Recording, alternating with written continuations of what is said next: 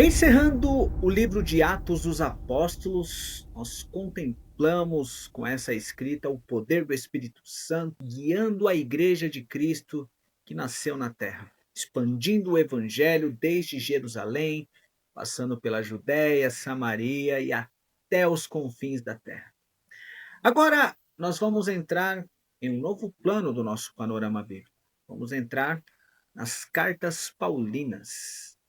Este homem, que foi praticamente o protagonista em Atos dos Apóstolos, escreve 13 livros que compõem o Novo Testamento. Nessas cartas, nós somos convidados a ouvir uma voz pastoral, teológica, intelectual e espiritual de um homem que viveu inteiramente para Cristo. Se em Atos nós vemos o apóstolo Paulo em ação, nas suas epístolas, nós vemos o apóstolo Paulo em reflexão, instruindo, corrigindo, fortalecendo as igrejas que nasceram de cada uma das fagulhas do avivamento apostólico. Cada carta de Paulo nasce de um contexto real, de comunidades enfrentando os desafios, doutrinas, situações morais, espirituais que precisavam ser corrigidas, melhoradas ou até acrescentadas. Eram igrejas jovens aprendendo a viver o evangelho em meio aos impérios, perseguições, influências culturais e afins. Paulo não escreve apenas como um mestre, mas descreve como um pai espiritual. E é por isso que nós vemos que todas as suas cartas são cartas de encorajamento. Hoje nós vamos começar pela carta aos Romanos. O Império Romano dominava o mundo conhecido, suas legiões, sua glória, sua ordem imposta pela espada, suas estradas pujantes sendo construídas, conexões comerciais sendo levantadas, em todas as partes nós víamos os adendos de Roma. Paulo estava na cidade de Corinto, na Grécia, o ano por volta de 57 depois de Cristo.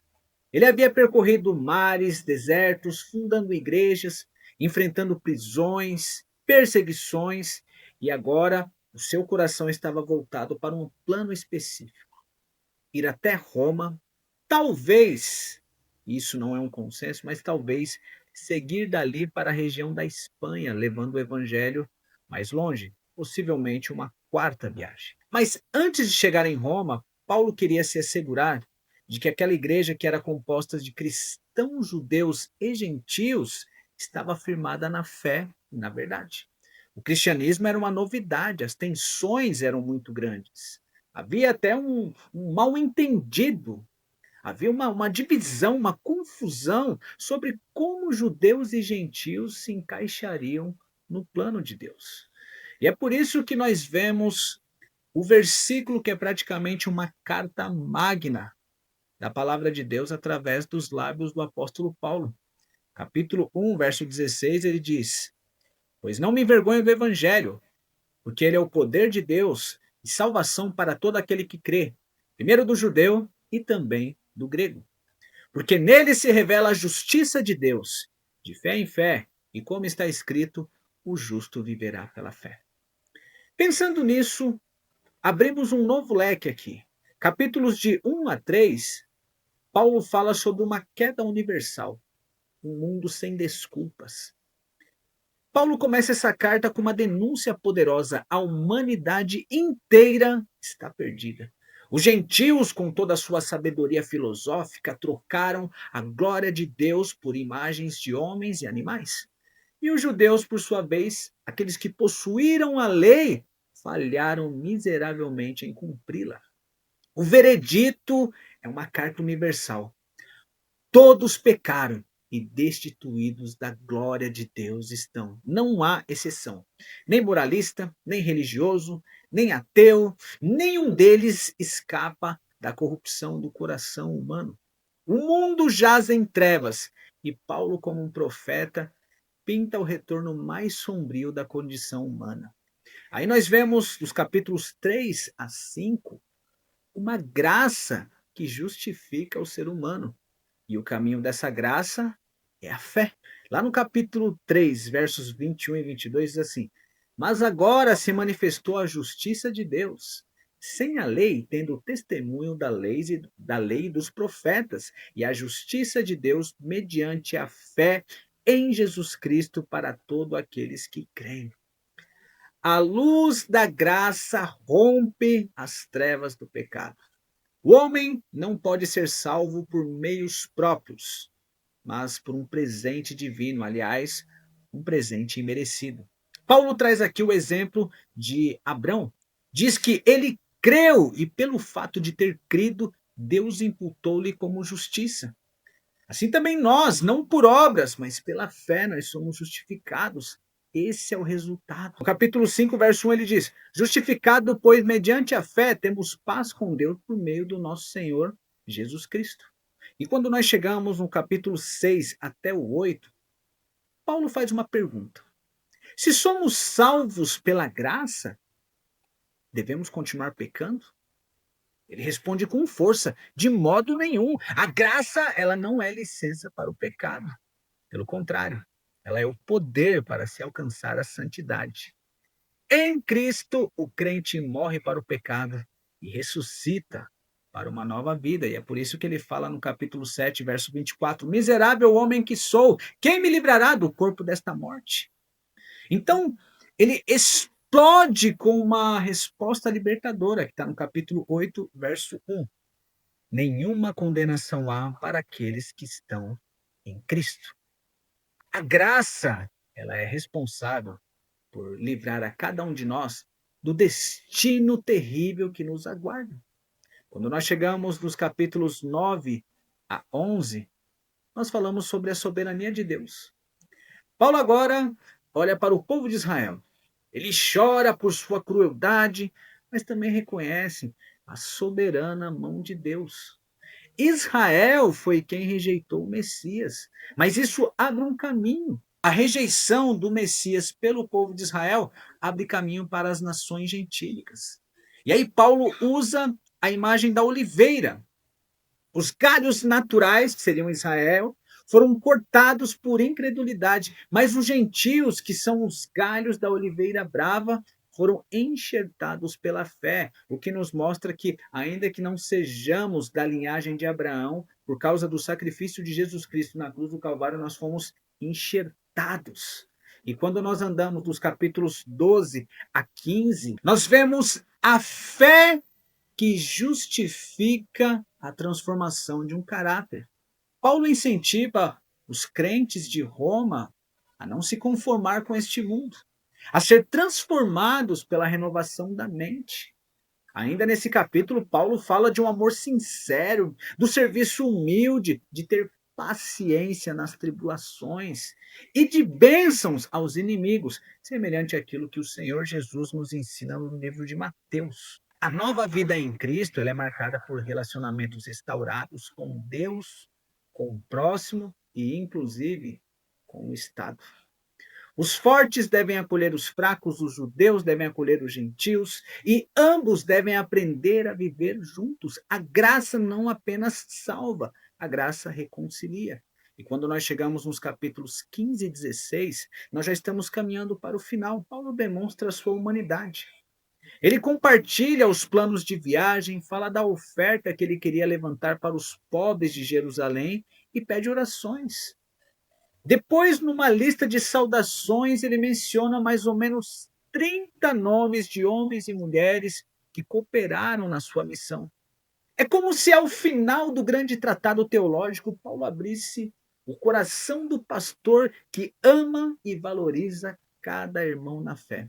E é por isso que lá no capítulo 16, versículo 27, ele diz: Ao Deus único e sábio seja dada a glória por meio de Jesus Cristo pelos séculos dos séculos. Amém. Ao longo da história, os romanos têm sido uma chama que acende a fé a cada geração. E foi lendo esta carta que um homem chamado Agostinho de Hipona, um filósofo inquieto, encontrou a paz. E séculos depois, Martinho Lutero, um monge atormentado, redescobriu a justificação pela fé e o coração do evangelho dá início a Reforma Protestante. Em 1738, nós ouvimos falar de John Wesley, o homem que, ao ouvir a leitura do prefácio de Lutério sobre Romanos, sentiu no coração algo quente, um fogo poderoso, e ali nasce o avivamento. Este, então, é o legado da carta aos Romanos. E agora nós vamos entrar em uma outra carta, a primeira carta que Paulo escreve aos Coríntios. Coríntios era uma cidade de riqueza, de ostentação, mas também de imoralidade e idolatria a um ponto extremo. No alto de um monte, o templo de Afrodite abrigava centenas de sacerdotisas que praticavam orgias cultuais. A palavra coriantinizar significa viver dissolutamente, e era mais ou menos isso que se ensinava em Corinto. Foi ali que Paulo de Tarso, durante a sua segunda viagem missionária, chegou pregando o evangelho. Isso está lá em Atos capítulo 18. Ele trabalhava como fazedor de tendas ao lado de um casal maravilhoso, Áquila e Priscila. E ele permanece em Corinto mais ou menos pouco mais de um ano, cerca de 18 meses. Sob perseguição, sob desprezo, ele vê nascer uma comunidade de fé vibrante, que era composta por gentios convertidos e também alguns judeus que eram crentes ali, uns judeus que eram de uma classe social diferente. Mas logo aquela igreja jovem começou a enfrentar problemas, começou a mostrar as suas divisões, a sua imoralidade e a sua confusão espiritual. Foi então que Paulo escreve para os Coríntios, no ano 55 depois de Cristo, enquanto estava em Éfeso. Quando nós observamos dos capítulos 1 a 4, Paulo começa denunciando um problema grave, o partidarismo. Os coríntios se dividiam entre grupos espirituais. Tinha a galera de Paulo, tinha a galera de Apolo e tinha a galera de Cefas. Então, ao invés de se tornar uma igreja, um grupo cristão, se tornaram várias facções e, inclusive, ameaçavam despedaçar a comunidade. E aí Paulo fala, porventura Cristo está dividido? Paulo aqui está ensinando que a verdadeira liderança é serviço e que o fundamento da igreja é Cristo crucificado. Nos capítulos 5 a 6, Paulo começa a tratar uma série de escândalos morais dentro da igreja. Havia um caso chocante, um homem que vivia com a esposa do seu próprio pai. E a comunidade não apenas tolerava, mas se orgulhava disso, para eles era normal. E aí Paulo reage com firmeza, capítulo 5, verso 3, e diz, expulsai o perverso do meio de vós. Ele também corrige os cristãos que levavam uns aos outros para os tribunais seculares. Ele fala sobre pureza sexual, lembrando que o corpo é o templo do Espírito Santo e este pertence ao Senhor. Capítulo 6, verso 20, ele diz, fostes comprado por preço, glorificai, pois, a Deus no vosso corpo. Lá no capítulo 7, ele fala sobre casamento, sobre a vida do solteiro e sobre a pureza, tanto no casamento quanto na vida de solteiro. Fato é que a cidade de Corinto era a cidade da luxúria. Ela confundia amor com prazer. Os novos convertidos tinham dúvidas sobre casamento, sobre abstinência, sobre celibato. E Paulo vai respondendo ali com equilíbrio, com sensatez. Ele diz, o casamento é bom e santo. O celibato é um dom, não é uma obrigação. Em tudo, o cristão deve permanecer fiel à vocação que Deus lhe deu.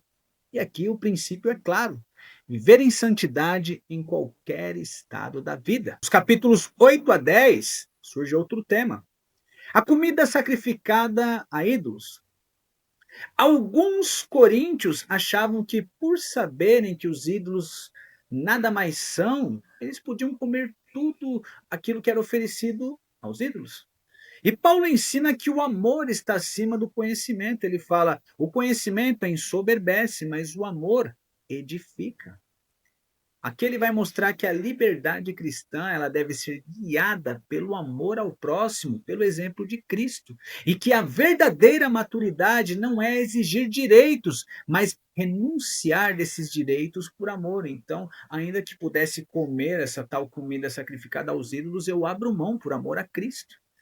E agora nós chegamos nos capítulos 11 a 14, aonde nós vemos que os coríntios eram espiritualmente entusiasmados, mas eram muito desordenados. Durante as reuniões havia confusões, havia profecia simultânea, havia língua sem interpretação e até divisões na ceia do Senhor. E Paulo os chama de volta para uma reverência à comunhão e relembra o significado profundo da ceia, o corpo e o sangue de Cristo, que é um símbolo de unidade e reconciliação. Unidade com o corpo e reconciliação com o Senhor. Aí depois Paulo ensina sobre os dons espirituais. Os dons são muitos, mas todos eles vêm de um único e o mesmo Espírito. Então nós vemos que no coração desses capítulos, Paulo insere uma das passagens mais belas de toda a Bíblia. Capítulo 13, verso 1, ele diz: ainda que eu falasse a língua dos homens e dos anjos, se não tiver amor, nada serei ou nada valeria. O amor é o maior de todos os dons, é o caminho mais excelente. Sem amor, o dom se torna um ruído. Com amor, o dom se torna uma adoração. E por fim, o capítulo 15, nós vemos Paulo levantando e engrandecendo a vitória de Cristo. Alguns negavam a ressurreição dos mortos, reduzindo o evangelho a uma filosofia, mas Paulo responde com firmeza: se Cristo não ressuscitou, é vã a nossa fé. Então Paulo apresenta o evangelho em sua essência. Cristo morreu pelos nossos pecados, foi sepultado e ressurreto ao terceiro dia. Essa é a esperança que sustenta toda a fé cristã. É a vida de Cristo triunfando sobre a morte. E com imagens grandiosas, Paulo descreve a transformação final. Aquilo que é corruptível se revestirá daquilo que é incorruptível, e a morte foi tragada na vitória. Esse é o clímax da carta de Paulo aos Coríntios, da primeira carta. E aí, nos versículos finais, Paulo vai falar como um amigo, como um pastor. Ele saúda os irmãos, recomenda ofertas, elogia os colaboradores, e ele até cita alguns camaradas: Estéfanas, Fortunato, Acaico, e aqui ele encerra com ternura, com brandura. Se alguém não ama o Senhor, seja maldito. Maranata, a graça do Senhor Jesus seja convosco.